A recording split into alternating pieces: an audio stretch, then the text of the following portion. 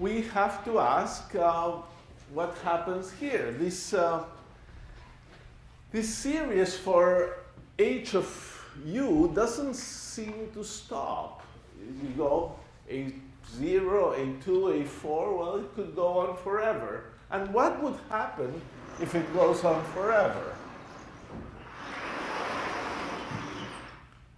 So if it goes on forever, let's calculate what is aj plus 2 over aj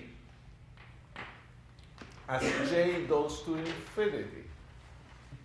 Let's see how the coefficients vary as you go higher and higher up in the polynomial. That should be an interesting thing. So I pass the aj that is on the right-hand side and divide it. And now on the right-hand side is just this product of factors. And as j goes to infinity, it's much larger than 1 or e, whatever it is, and the 2 and the 1 in the denominator. So this goes like 2j over j squared. And this goes roughly like 2 over j. So as you go higher and higher up, if you're, by the time j is 1 billion, the next term is 2 divided by 1 billion. And they are decaying, which is good, but they're not decaying fast enough. That's a problem. So let's try to figure out if we know of a function that decays in a similar way. So you could do it some other way. I'll do it this way. E to the u squared, let's look at this function, is the sum from n equals 0 to infinity 1 over n u squared to the n, so it's u to the 2n. 1 over n factorial. So now, since we have j's and they jump by 2's, this exponents also here is jump by 2. So that's about right. So let's think of 2n being j. And therefore, this becomes a sum over j equals 0, 2, 4, and all that of 1 over, so even j's. 2n is equal to j, so j over 2 factorial over 1, and then you have u to the j. So if I think of this as some coefficient c sub j times u to the j, we've learned that c sub j is equal to 1 over j divided by 2 factorial. In which case, if that is true, let's try to see what is cj plus 2 over cj, the ratio of 2 consecutive coefficients in this series. Well, cj plus 2 would be j plus 2 over 2 factorial, like this. That's the numerator because of that formula. And the denominator would have just j over 2 factorial. Now, these factorials make sense. You don't have to worry that there are factorials of halves because j is even, and therefore the numerators are even divided by 2. These are integers. These are ordinary factorials. There are factorials of fractional numbers. You've seen them probably in statistical physics and other fields. But we don't have those here. This is another thing. So this cancel.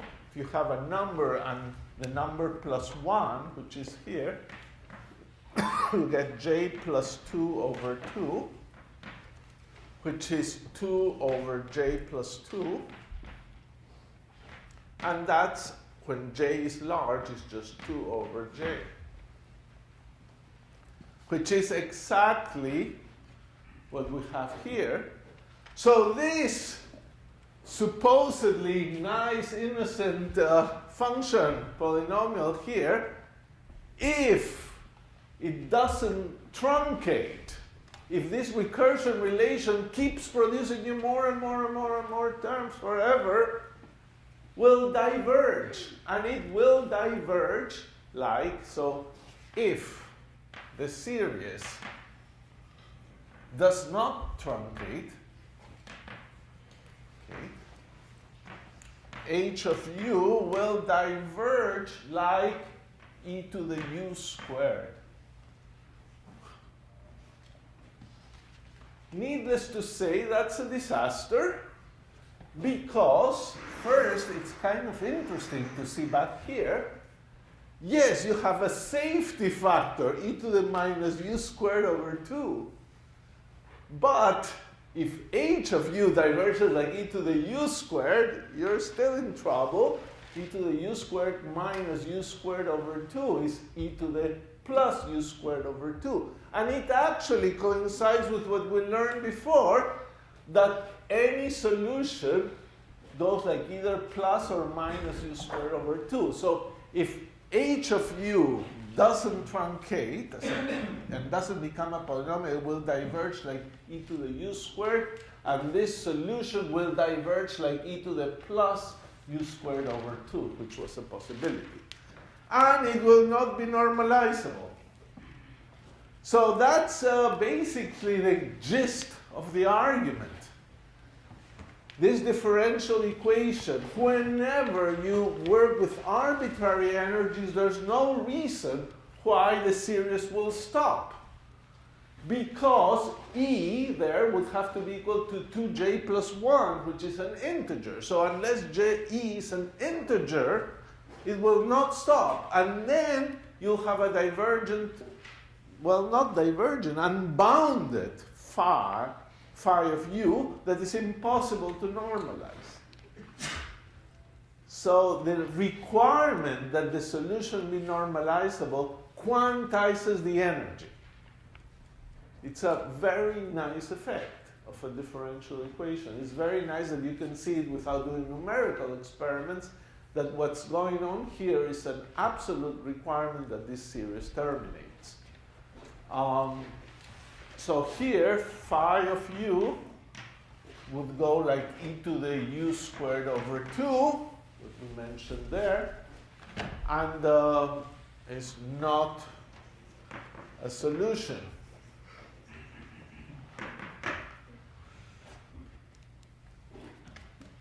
So if the series must terminate, the numerator of that boxed equation must be 0 for some value of j.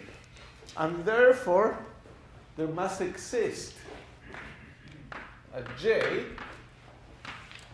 such that 2j plus 1 is equal to the energy. So basically what this means is that these unit-free energies must be an odd integer. So in this case, this can be true for j equals 0, 1, 2, 3. In each case, it will terminate the series. With j equals 0, 1, 2, or 3, there you get some values of E that the series will terminate. And when this series terminates, aj plus 2 is equal to 0. Because look at your boxed equation. Aj, you got some number, and then suddenly you get this 2j plus 1 minus E, and if that's 0, the next one is 0. So yes, you get something interesting even for j equals 0, because in that case, you can have a0, but you will have no a2, just a constant. So I will write it, so if aj plus 2 is equal to 0, h of u will be aj u to the j plus aj minus 2 u to the j minus 2. And it goes down. The last coefficient that exists is aj. And then you go down by 2's.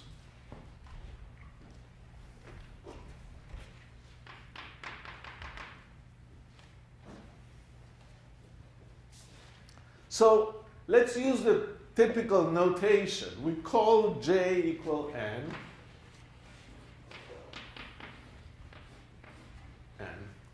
And then the energy is 2n plus 1.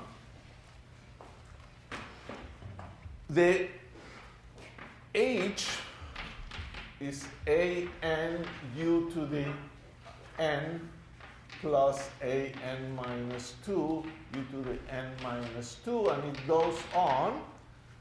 If n is even, it's an even solution. If n is odd, it's an odd solution. And the energy E, remember, was h omega over 2 times E, so 2n plus 1.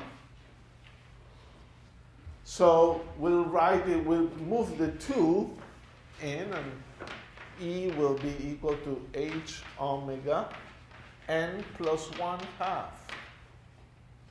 And n in all these solutions go from 0, 1, 2, 3. We can call this the energy En. So here you see another well-known famous fact. The energy levels are all evenly spaced. H omega over 2, 1 by 1 by 1 by 1. Except that there's even an offset. For n equals 0, which is supposed to be the lowest energy state of the oscillator, you still have a 1/2 h bar omega. This is just saying that if you have the potential, the ground state is already a little bit up. You would expect that.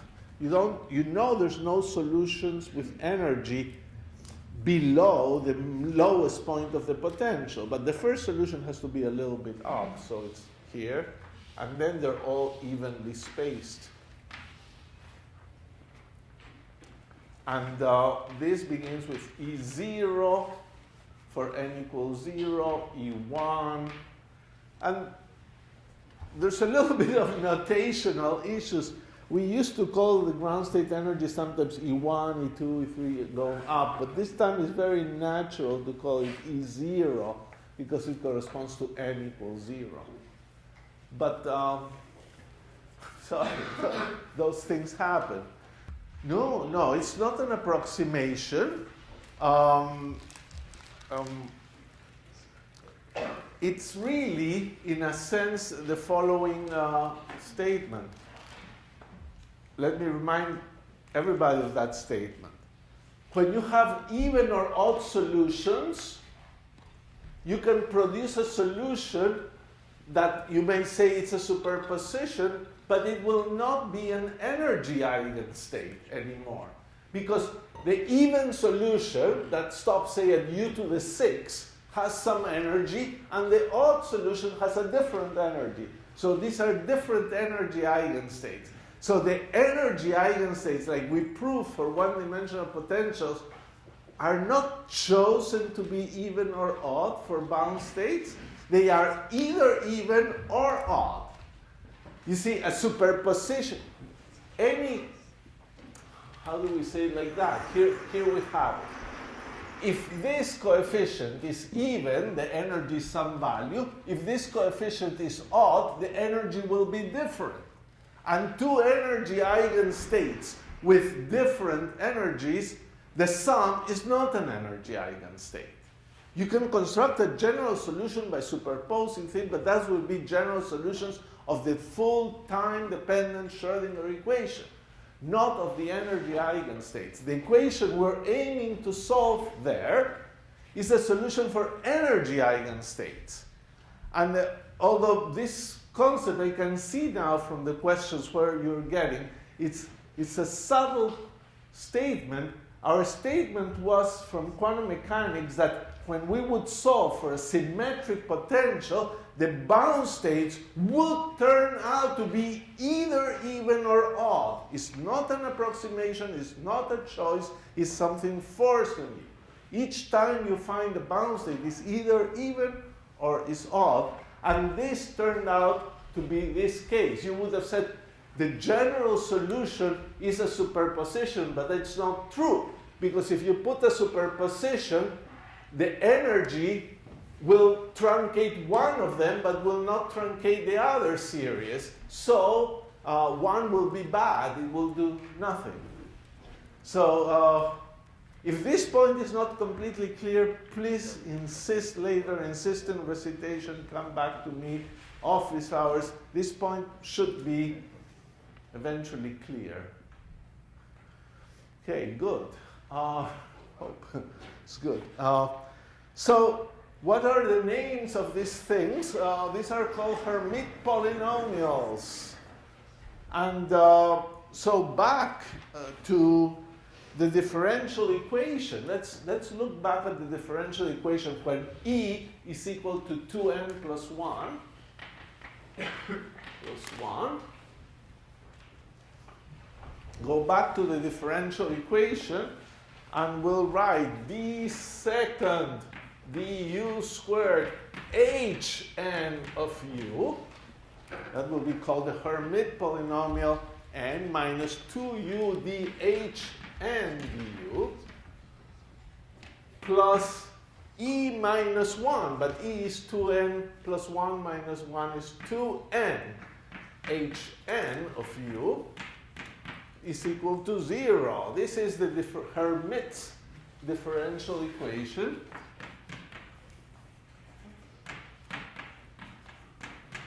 And the HNs are Hermite polynomials, which conventionally, for purposes of doing your algebra nicely, people figured out that Hn of u is convenient if it begins with u to the n, and then it continues down u to the n minus 2, and all these ones here. But here, people like it when it's 2 to the n, u to the n, a normalization. So the leading term, we know the leading term must be u to the n. Like if you truncate with j, you got u to the j. You truncate with n, you get u to the n. Since this is a linear differential equation, the coefficient in front is your choice. And people's choice has been that one and has been followed. A few Hermite polynomials, just a list. H0 is just 1. H1 is 2u. H2 is 4u squared minus 2. H3 is our last one.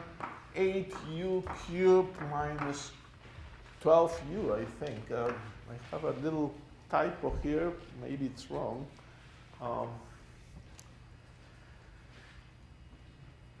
So you want to generate more Hermite polynomials. Here's a neat way that is used sometimes.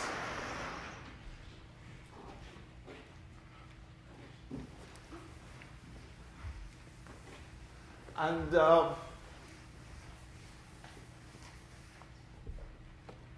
it's through a generating functional. It's very nice, actually. You will have in some homework a little discussion. Look, you put a variable z over there. What is z having to do with anything? U we know, but z, why?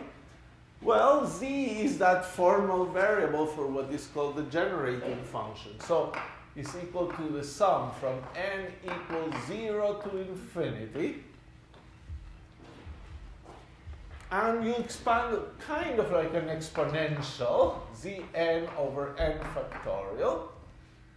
But there will be functions of u all over there.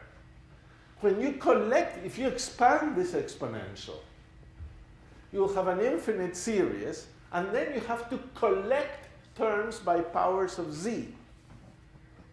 And if you have a z to the 8, you might have gotten from this to the 4th, but you might have gotten it from this to the 3, and then 2 factors of this term squared, or a cross product. So after all, here there will be some function of u, and that function is called the Hermite polynomial.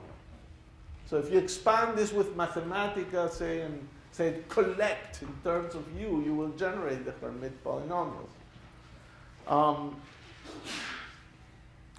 With this formula, it's kind of not that difficult to see that the Hermite polynomial begins in this way. And how do you check this is true? Well, you would have to show that such polynomials satisfy that differential equation. And that's easier than what it seems. Might seem difficult, but it's just a few lines. Now, I want you to feel comfortable enough with this, so let me wrap it up, the solutions, and remind you, well, you had all these u, but you cared about x. So u was x over a. So let's look at our wave functions.